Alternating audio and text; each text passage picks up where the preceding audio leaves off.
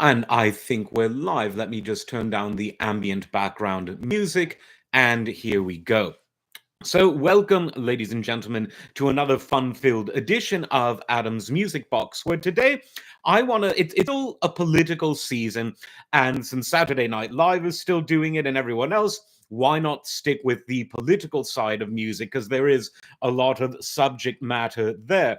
And today, in particular, I want to talk about one of my favorite musicians and one of my favorite thinkers of all time, the wonderful, great Frank Zappa. Now, a lot is misunderstood about his politics and indeed his other beliefs about the world. And there's really no excuse for it other than the jealousy, the small-mindedness, and the laziness of many biographers and documentarians. There's sort of two schools of people who tend to write about Frank Zappa. One group tends to try to sensationalize and scandalize elements of his life quite unnecessarily because they falsely think that that's what Zappa fans want. And it isn't what we want on the whole. It's not what most Zappa fans are interested in. And the other tries to rationalize and minimize his huge contributions and his titanic intellect. And again, I think jealousy and laziness is a big motivation behind both of these schools of falsehood peddlers.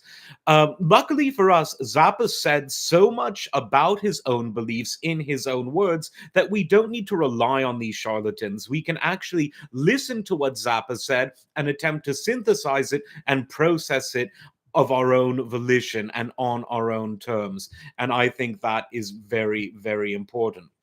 Now, Frank Zappa is best described as a skeptic. He's someone who's skeptical of political authority. He's someone who's skeptical of law enforcement. He's skeptical of corporate power, but he's equally skeptical of counterculture movements, of radicalism, and of anarchism.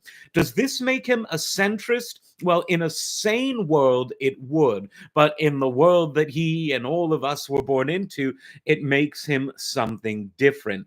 It makes him somewhat of a libertarian, but one who rejected the dogmas of formalistic libertarian. It's someone who called himself a conservative, but rejected what he understood as the dogmas of the Republican Party of his day. He's someone that criticized progressives, as we would now call them, like Jesse Jackson, but he's also someone who was critical, highly critical of Ronald Reagan and Richard Nixon. A very interesting person who was incredibly principled and very articulate in standing up for those principles. Now, Frank Zappa became politicized at a young age because he was very despondent about how the LAPD would invoke vice laws to shut down a lot of musical and other artistic performances. He was very, very disturbed by that fact. And some call that his political awakening, but I would really say that he was someone who was quite politically awake from a very young age because he's a thinker and he was someone who was a keen observer of the world. And the lyrical content of his music, as he said himself, was really rapportage. It was informational dissemination through lyrics that could be funny and amusing and interesting, but always deeply sincere. He never put anything out there in his lyrics that he was half-assed about. It was you were getting the full ass of Frank Zappa when you were listening to his lyrics. And we can see this from the early days. Songs like Plastic People, Who Needs the Peace Corps, those are quite overt in their political statements, but there was also a political undertone in a lot of the things he did. Now, my favorite period in all of Zappa's creative output was the 80s, so we'll get there shortly. But in the 60s, he was someone who was what I would call anti-establishment. So he clearly wasn't a figure of the establishment, but he was also able to poke holes in the hypocrisy of the Woodstock generation, of the anti-war movement, while still, of course, being anti-war, and while still playing music that was consumed by members of the Woodstock generation. And all of these things are things he said both in his lyrics and elsewhere. He was a skeptic. And it wasn't just these movements that he was opposed to. He saw that a lot of this was really about good old fashioned consumption that was dressed up in a thin mask of altruism. And he poked through those holes every chance that he got. And it really was, 20 years ahead of when George Carlin talked about the baby boomers and how they were a generation that had everything handed to them and then pulled the rug out from under subsequent generations. Zappa was able to foresee that and foretell that in the midst of the 60s, when, frankly, if you wanted to be like a Square and, Pat Boone type of thing, not that there's anything wrong with Pat Boone, and play for Richard Nixon, that was at least sincere. That was Pat Boone's sincere belief. And if you wanted to be someone that was opposed to authority and opposed to the political and sociological status quo, that's fine too. What Zappa had a problem with were people that tried to have it both ways. They wanted the sex, drugs, and the rock and roll, and they cloaked it in this altruism, in this progressivism. And that really bothered him because hypocrisy is just kind of lame. And he was really good at exposing that early on. He was very much opposed to drugs at a time when drugs are being, on the one hand, politically suppressed for reasons that really date back to William Randolph Hearst. But on the other hand, they were being insincerely and unhelpfully glamorized by a lot of people in that music industry. And so, again, you see Zappa as a man of principle. He couldn't help but exposing the shortcomings and the insincerities and the pomposities of both sides. In fact, I would say that if there was one thing that Zappa disliked in society and in politics, it was pomposity. And he exposed it very thoroughly throughout his career. Now, throughout the 70s, his music became better and better. He'll tell you so himself, and as a musician and an honest person, he was correct, because obviously the first band that was formed, the first mothers that were on record, they were what Zappa called sort of a band of convenience. They all knew each other. They came from roughly the same geographical area out in Lancaster, California. But by the time Zappa has the ability to audition musicians based on their skill, you see the music continues to improve. You get some virtuosos in the band. Think of people like George Duke, think of people like Jean-Luc Ponty, think of multi-talented people like Napoleon Murphy Brock, think of people like Chester Thompson, Ralph Humphrey, just really, really solid musicians. And as the 70s rolls on, you get people like Tommy Mars, you get Terry Bozzio, you get the Fowlers, you get good old Ruthie, Ruth Underwood. You get the list goes on. I think I said Terry Bozzio, Adrian Belew, whose exit from the band was quite interesting, and all of this culminated in the 80s when his bands took things to even a higher level. There were people like Tommy Mars. Still, there were people like Ike Willis, Ray White, who came in the 70s, but they stayed on throughout the 80s. Chad Wackerman, the wunderkind sort of drum and percussion virtuoso. And we all know the names because they've become the most respected musicians in the world, not least because of the stuff they did in Zappa's bands.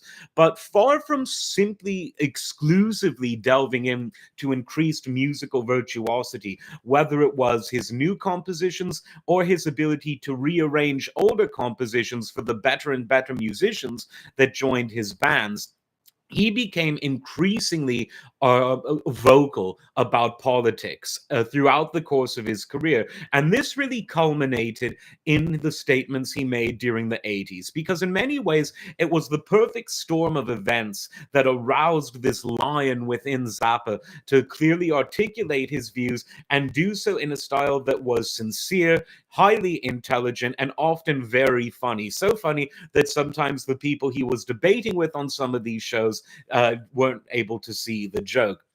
Now, what was this perfect storm? Well, one of them was about information delivery and the popularization of cable and satellite television in the late 70s and in the 1980s.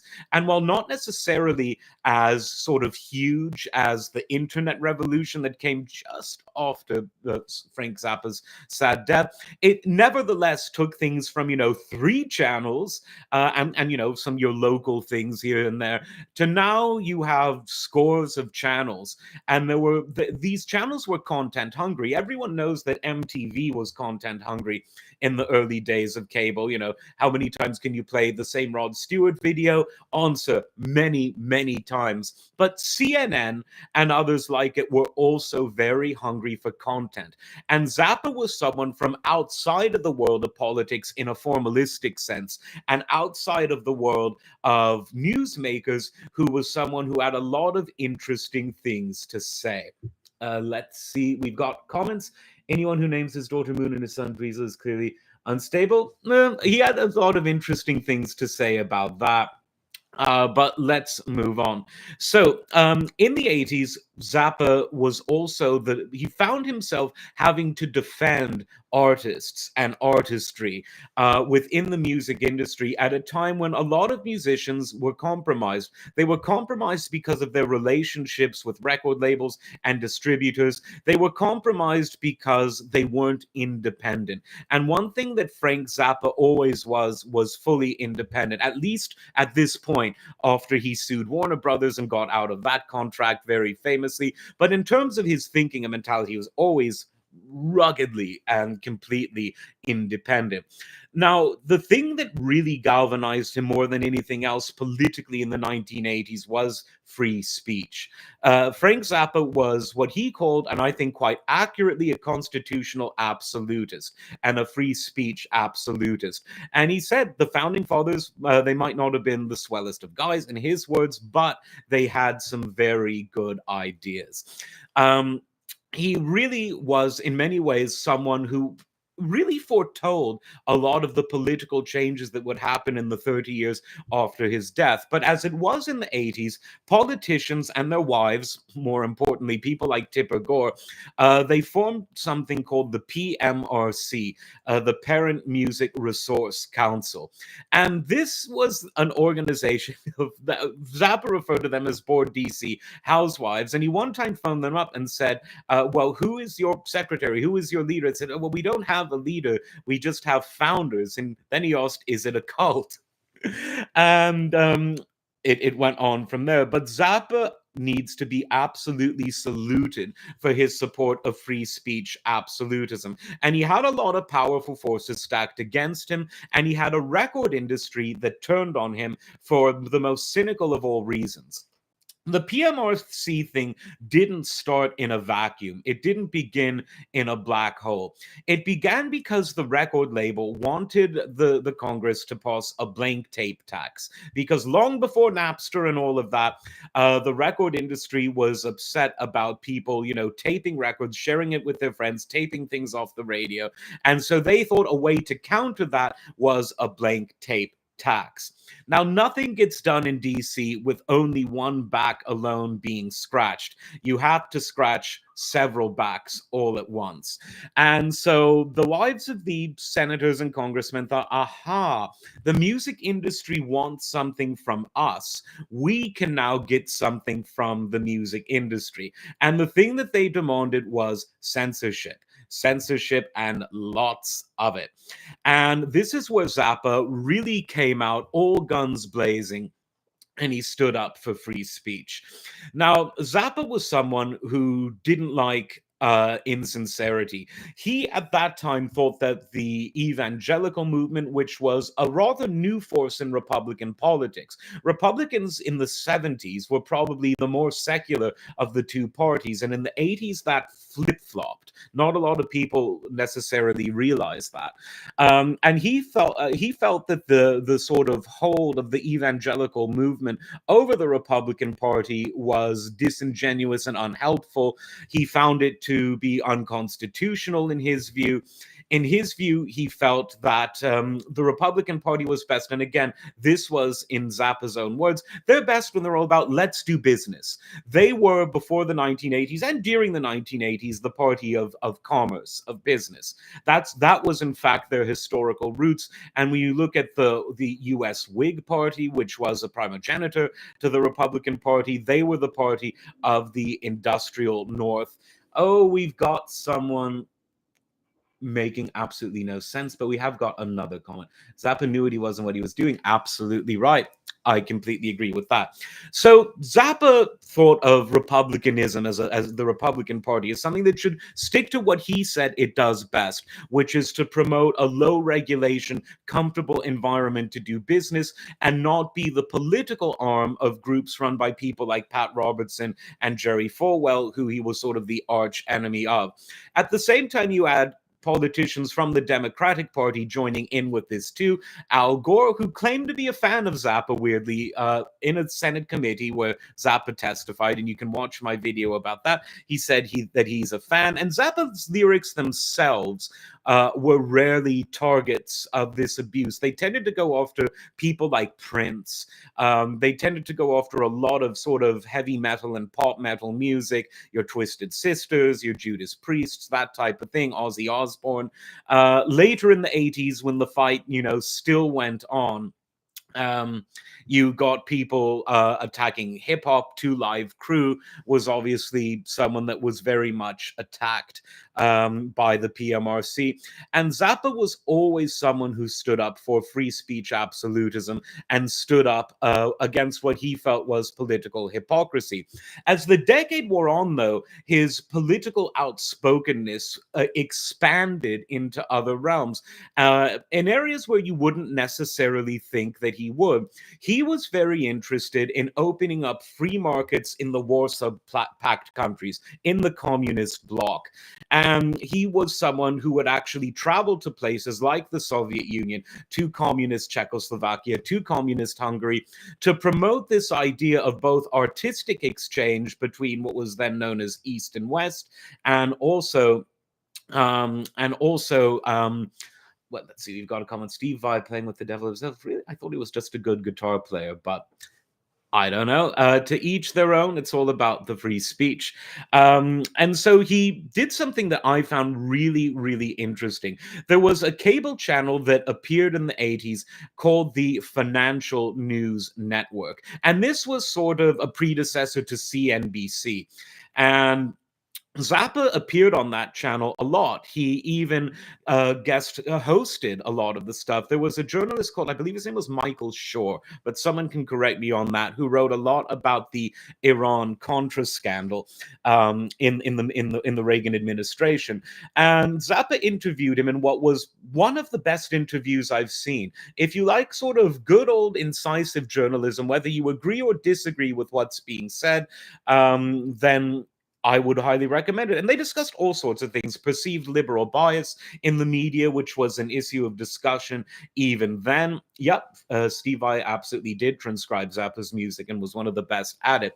So all of those types of things were discussed. And then there were other episodes of Zappa on the Financial News Network where he talked about the realities of doing business in the Soviet Union, the importance of being able to get hard currency out of the Soviet Union as someone from the United States or from Europe, Western Europe, doing business there.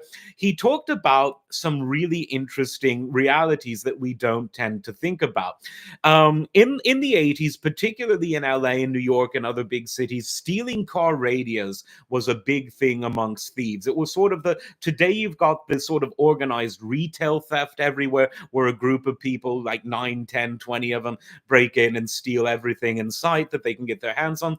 The version of that in the 80s and early 90s was stealing car radios. He said that in the Soviet Union, it was different. People would steal the windshield wipers because in a country where a lot of it is iced under through much of the year, particularly in Moscow and what was then Leningrad, the windshield wipers were much more important because, as Zappa said, you could always hum a tune to yourself as you're driving to keep yourself entertained. He also had a lot of very interesting observations, which seem funny, but which were actually very prescient from a commercial and business point of view. He said that the Soviet Union has something that they call toilet paper, but it doesn't really resemble what someone in the US would think of as this. He said if you were to export American style toilet paper into the USSR of 1989, 1990, it would be a big business. And these acute observations show that he truly was an entrepreneurial man with an entrepreneurial spirit. He understood realistic gaps in the market and how to circumnavigate them. He had really interesting ideas also about how some of the sort of the oversupply of military factories in the Soviet Union could be transformed into factories that make commercial goods, which is what happened in the U.S. and other countries after the Second World War. That's why there was the technological consumer boom of the 1950s, with great cars and great appliances, the beginning of hi-fi stereo and all of that. And he saw a somewhat similar potential in the USSR because while USSR consumer products were notably inferior, their military products were of an incredibly high standard, and they still are, which is why they're exported so widely throughout Asia, Africa, and some parts of Latin America. These are not the types of things that, if you have a stereotypical view of a musician, that they would see you talking about. Now, in the going back about a year or so, the 1988 election season was very special because Frank Zappa was on his last tour. I would say the best tour ever with the big band. It was later immortalized on 3 albums. There was the highly political and very funny Broadway the Hard Way. There was the best band you never heard in your life because the tour was cut short early because of disputes between Scott Tunis, the bass player, and other members of the band. And then there was Make a Jazz Noise Here, which had more sort of instrumental numbers on it. All 3 albums are great, and they paint a great picture of that wonderful, wonderful tour that Zappa did. But during that tour, he partnered with the League of Women Voters to register people to vote at all of his US shows. And he got various awards from various civic leaders, mayors, chambers of commerce, things like that. And he would ask the audience, well, who are you voting for? And a lot of the young people liked Gary Hart, who was running in the Democratic primary before various personal scandals got in the way. And again, on that Broadway the Hard Way album, he made fun of everyone. He made fun of Jesse Jackson. He made fun of Ronald Reagan. He made fun of Richard Nixon. He made fun of Jimmy Swaggart all the time. He was someone who really pulled no punches. And during an interview at that time, he was asked about the Libertarian Party platform because it was when Reaganism was switching over to Bushism, where the Libertarians really became a, a, a, a rising force, if you will, in US politics. And in that 1988 election, Mr. Libertarian himself, Ron Paul, was running, and Zappa had interesting views on that. He said he loved a lot of what the Libertarians stood for, but he didn't like the fact that they were opposed to the Civil Rights Act of 1964 because he thought that it was hypocritical to be a party of extreme individualism and wanting to at least have the legal right restored to exclude certain people on certain characteristics which had been banned in the 1964 Act. A very interesting discussion. I actually wrote something about that very topic that I'll put in the description of this video after the stream, and you can think of that what you will. But he did say that if they can resolve some of those discrepancies between their views on opposition to the Civil Rights Act under the guise that it interferes with commerce, with their views on extreme individualism, that he would consider sort of joining back up with the party. Weirdly, the only politician that he ever said something kind of nice about from a mainstream party at that time was none other than Mario Cuomo. Then the governor of New York. Very interesting. But he admitted that living in LA, he didn't see too many of his speeches. As good as cable TV was for someone like Zappa, it's not the internet where everything is everywhere all the time. Now, Zappa did consider running for president, and he really foresaw a lot of how modern campaigning would work. He said that, yeah, if he were to run, he wouldn't leave the house and he wouldn't spend any money. He would just sit there and wait for the phone to call for CNN and NBC and all of the others to do an interview. And that kind of foretold the age of Twitter politics, the age of social media politics, which really became a huge factor for the first time in the Obama era. And then Trump, with his presence on Twitter in 2016, it made a huge difference. And since Trump, you can cannot run a successful campaign or even attempt to do so without having a big social media presence. I would say that the 2024 election was the year of the podcast. And I think one of the reasons Trump won was because he went on just about every podcast he could, sometimes several times. And what that showed, that again proves something Zappa said correct. He said, don't ever really pretend that you know what people want. And he criticized the boomers who, when they became the yuppies, they would be in the corporate suites of the record label saying, I know what the kids like. I will decide what they like. And he contrasted it with the old school companies of the 50s and 60s when rock and roll came about. And there would be an older guy chomping on a cigar saying, well, I don't know what the hell this is, but if the guy has long hair like they all do, put it out there, see what happens. Take a chance. And the lesson there is that the public, whether they're consuming information, whether they're consuming campaign promises or campaign speeches, whether they're consuming art and culture, they have a much more clean slate than the people who run these media conglomerates would have you believe. And that's why I think that in an age where people supposedly have such a short attention span, they are listening to these 3-hour podcasts without any glitz and glamour, without any special effects. I think that this, obviously, he said that if he ran in his day in the early 90s, it would have all been done through TV. I think Zappa would have been a great podcast candidate were he to have lived past 1993. He also called himself a constitutional fundamentalist when talking about his policies. And that is more or less borne out in all of the specific statements he made on things like due process, on things like free speech, on things like freedom to assemble, his opposition to discrimination. And again, he called himself a conservative many times, but one who was certainly not a Republican, although he admired the fiscal policies of the Republicans, he tended to associate more with the civil rights policies of the Democrats, and to some degree, you could say the sort of overall ethos of the libertarians of government should generally back off. That, if in a nutshell, is how I would try to describe Frank Zappa's political views.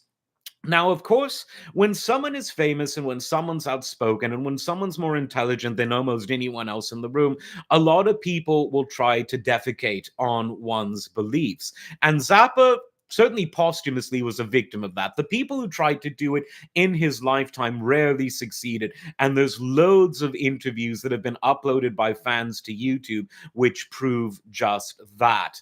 I say that Zappa was absolutely and unequivocally a genius. He was a genius of musical composition, a lyrical genius, a genius of musical arrangement, which a lot of people don't recall a lot. His guitar style was an acquired taste, but he absolutely was a guitar genius. And I would say that he was a genius of political observations. I have my own theories about why he died when he died.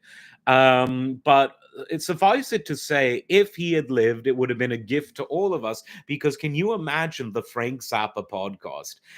It would be bigger than Rogan. It would be, bigger than Mr. Beast, bigger than Tucker Carlson, bigger than all of these heavy hitters of the new media world. And I think that he'd have interesting guests from the left, interesting guests from the right, interesting guests from culture.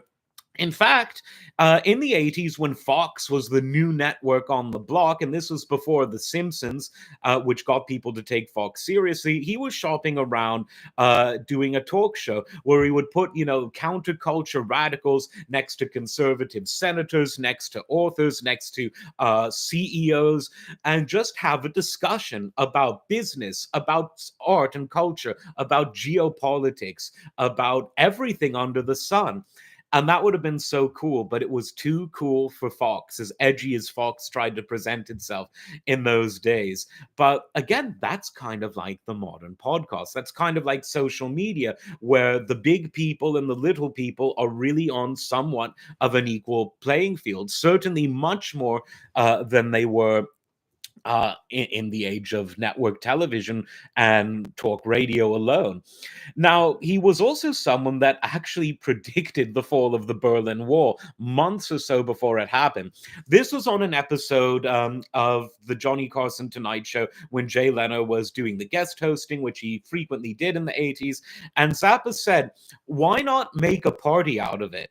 Why not have Japanese companies, American companies, and Soviet companies that make heavy machinery compete to see which one of those companies can bring down a section of the Berlin Wall quicker? You can have, big, the world's strongest man, the great athletes trying to pull some of the bricks down and make it a kind of festival. And he said, do it now. This was in 1988 when Bush had just been elected, because he said the wall is something that presidents tend to only get to in the final months of their final term. So you've got to do it now before Bush takes the credit. Leno was really in awe of this really interesting statement. But lo and behold, shortly thereafter, the Berlin Wall did come down, and it was kind of a party, complete with David Hasselhoff and others. And this was at a time when, most people still would have said the Berlin Wall isn't coming down in this lifetime. Maybe the tensions will ease between the East and West Germans, but the wall isn't going to calm down. Well, presto, it did. We've got a new comment here. As this is from Con Shannery, I think. It says Zappa's personal ethics could be described as being unique. Yeah. Single-minded and unusual. He had many wise and common sense observations about politics and the world. Yeah, I absolutely agree. I think there's definitely a lot of common sense there. We've got another comment, Billy the Mountain Man, an allegory for the great American culture machine. Yes, indeed. As much as Zappa was well known for his very direct lyrics and his satirical lyrics, he could be very allegorical too. But even his allegory had a bite to it, and that's why I really liked it. Zappa, a lot of people try to claim Zappa as their own politically. Libertarians do so, and you can kind of see why, but he had some criticisms of them, as we saw. Democrats try to claim him as their own because he was somewhat of an anti-establishment figure, and Democrats, like, when they're out of power, at least pretend that they're anti-establishment. But, it's here we go round, the merry-go-round. Republicans try to claim his legacy because of his views on the free markets, and because the censorship of today is mainly coming from the antithetical groups that it came from the 80s. But I don't think any political party or movement can claim Frank Zappa. I think at the end of the day, Frank Zappa was a unique individual who expressed what he called his constitutional fundamentalism through a perspective that was based on his own experiences, his own observations, and his own synthesis of these. His interviews are a great place to try to understand his views. His music, particularly the lyrical content, is very important. But there's also the big Frank Zappa book, or was it the big book of Frank Zappa, that came out in 1989? Where the first part was a bit of an autobiography, but the second part was a series of essays about the various socio-political topics he was interested in at that time. I think it's out of print. It shouldn't be, but you can find copies on eBay. I highly recommend it. It's a really good read. Frank Zappa, absolutely a hero of mine. That's my take, but keep the comments coming. Let me know what you think. And remember, this is a relatively new channel. We don't try to game the algorithm here. I just try to say what's on my mind. And like I said, it's about music, but because politics is in the air tonight, oh Lord, we were talking about that today, because music is obviously something that touches every other art form. And because it's in many ways the most abstract of all of the art forms, it's also the most omnipresent and the most versatile. So like and subscribe, share this around, let me know your comments, and we will, as always, see you next time.